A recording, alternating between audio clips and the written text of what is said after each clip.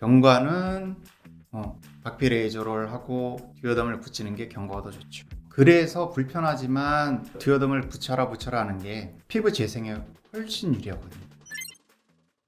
안녕하세요, 샤이니TV 조성원 원장입니다.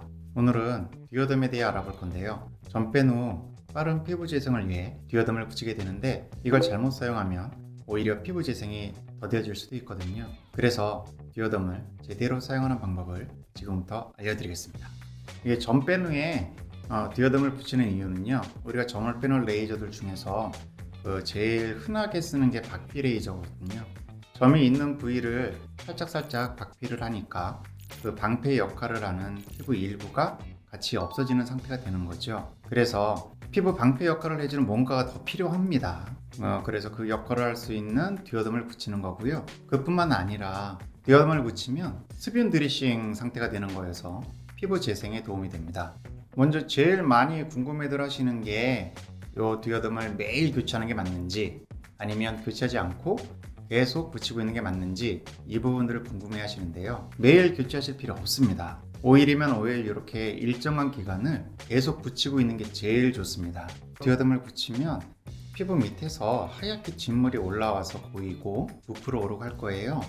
그게 이제 보기에는 안 좋아 보여도 그 진물이 피부 재생에 도움이 되는 성분들이 들어있거든요. 그러니까 안 떼지 말고 계속 붙이고 계신 게 제일 좋습니다. 문제라기보다는 그 피부 재생이 좀 느려지겠죠. 그 하얗게 오른 진물이 피부 재생에 도움이 되는 성분인데 테이프를 떼게 되면 그 진물도 같이 좀 제거가 되거든요. 그러니까 그렇게 매일 교체하는 거는 도움이 되지 않습니다.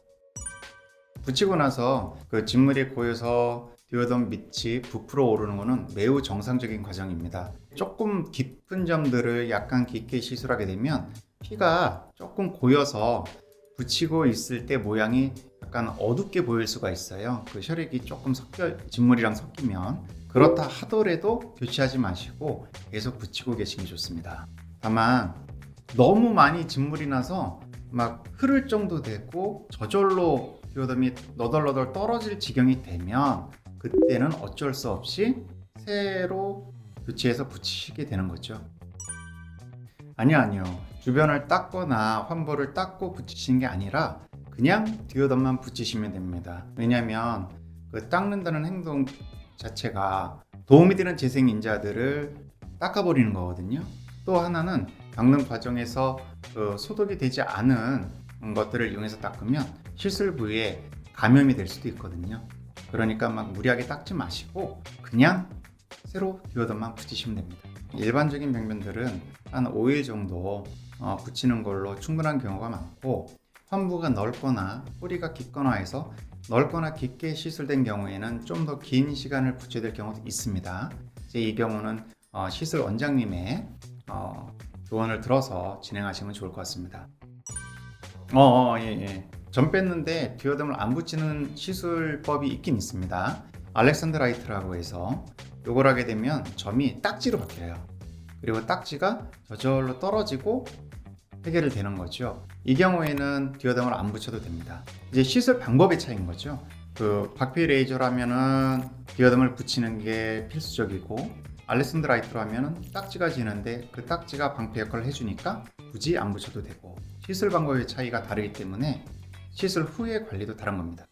저는 개인적으로는 점 빼기 할 때 딱지가 앉아서 듀오덤을 안 붙여도 되는 것보다 박피 레이저를 해서 듀오덤을 붙이는 방법이 피부 재생에는 더 유리하다고 생각합니다. 그래서 그 방법을 더 추천드리고요. 다만 그 직업이나 여러 가지 때문에 듀오덤을 붙이고 싶어도 못 붙이는 분들은 어쩔 수 없이 딱지가 않는 점 제거 방법을 선택하게 된다고 생각하시면 좋을 것 같습니다.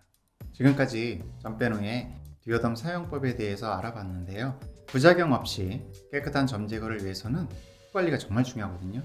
오늘 알려드린 듀오덤 사용법을 참고하셔서 깨끗하게 점 제거하시길 바랍니다. 감사합니다.